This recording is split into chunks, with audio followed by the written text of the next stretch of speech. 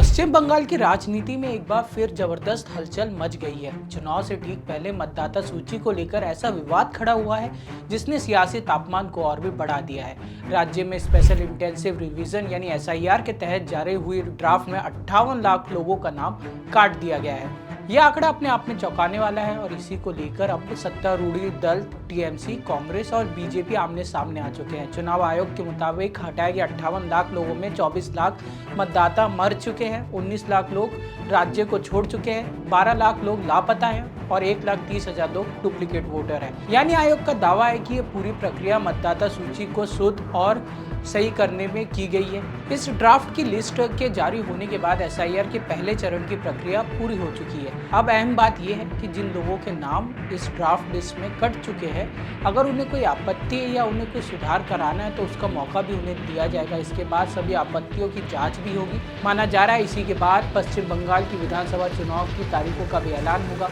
गौर करने वाली बात यह है कि बंगाल में एसआईआर आखिरी बार 2002 में हुई थी, लेकिन इसी पूरी कवायद को लेकर टीएमसी कांग्रेस ने कड़ा ऐतराज जताया है। पार्टी के सांसद सौगत रॉय ने कहा है कि ये सीधा अन्याय है। उनका आरोप है कि ये बीजेपी की साजिश है जिसके जरिए वो बंगाल में वैध मतदाताओं को वोटर लिस्ट से बाहर करना चाहती है। टीएमसी ने राज्य भर में वोटर असेसमेंट बूथ भी लगाए हैं ताकि पता चल सके कि किस बूथ पे कितने लोग हैं।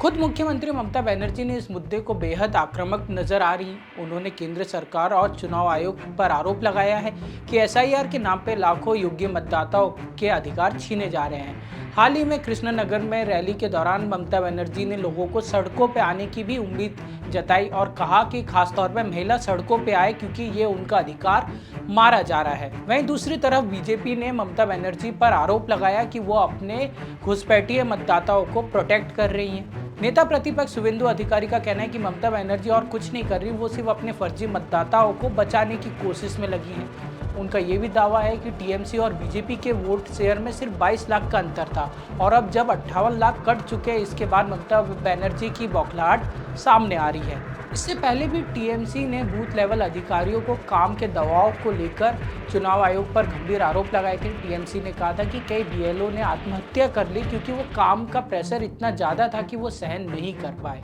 अब सवाल यही है, एसआईआर एक जरूरी सुधार है या चुनाव से पहले ये एक सियासी हथियार है? इसका जवाब आने वाले हफ्तों में बंगाल की सड़कों और अदालतों में भी मिलेगा, साथ ही मतदाताओं की नज़रों में भी मिलेगा। फिलहाल के लिए बस इतना ही। ऐसी खबरों के लिए देखते रहिए India.com।